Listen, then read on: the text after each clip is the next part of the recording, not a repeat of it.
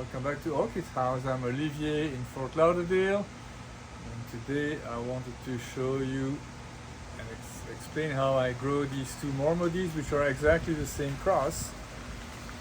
It's a cross between andreettae and badia, which are two species, so which means this is a primary hybrid.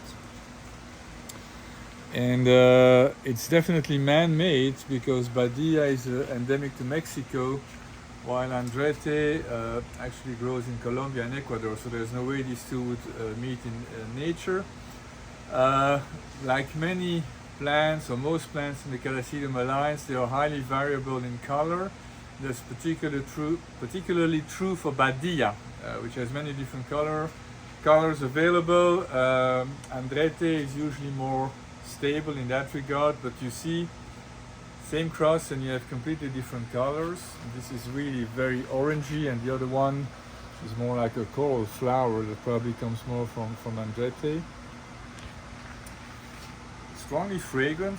I'm unable to describe the fragrance, but it's strongly fragrant. And so you see these, I'm gonna push you here, okay.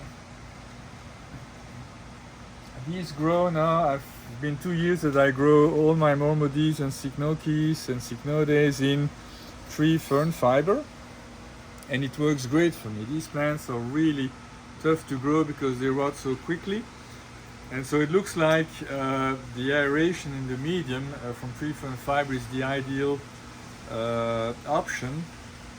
I also, unlike the rest of all the Carassidiums that I keep very moist during the growing season, these ones I alternate strong watering, they get drenched, and then they get dry again, and that seems to be working great. These bulbs are okay. They are in this series. I mean, it's probably the least firm that I have. All my Cycnokis and Cycnodes are really rock hard, but this might have to do with the flowering also. Mormodes is the only one, and that's a recommendation from Fred Clark, but I've used it and I agree with that. During dormancy, I may water them once a month, and that would be just one good soaking, because they tend to deflate quite a bit. And so here after the flowering, that's what I'll do. I'll give them a very good soaking. You also notice they bloom on leafless bulbs, which is fairly typical of Mormodes. It's already getting ready for dormancy. They're only going to bloom once typically.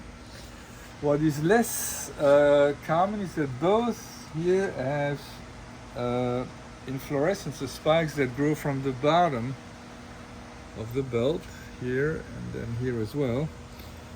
And this is typically fairly random in Mormodes. Unlike Carassidiums, the Mormodes can grow their spike anywhere on their bulb, so these ones have decided to do it from the bottom.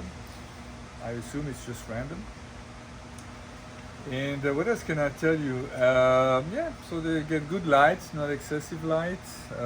During the growing season, I fertilize them all the time. I mean, in the summer, they get fertilized 3 or 4 times a week. At this point, no more fertilizing. They've served their purpose for the year. Once the blooms have faded, it's going to be fully dormant, so there's no reason to give it extra fuel. And I think that's what I wanted to share with you. I mean, I think Mormodes are very special. They are a little odd looking, obviously, but those intricate shapes are quite spectacular, and they all have very saturated colors, which makes them also attractive. The saturation of the color, by the way, usually translates in all the progeny. So that's it for today. Thank you very much for tuning in, and I'll see you next time. Bye-bye.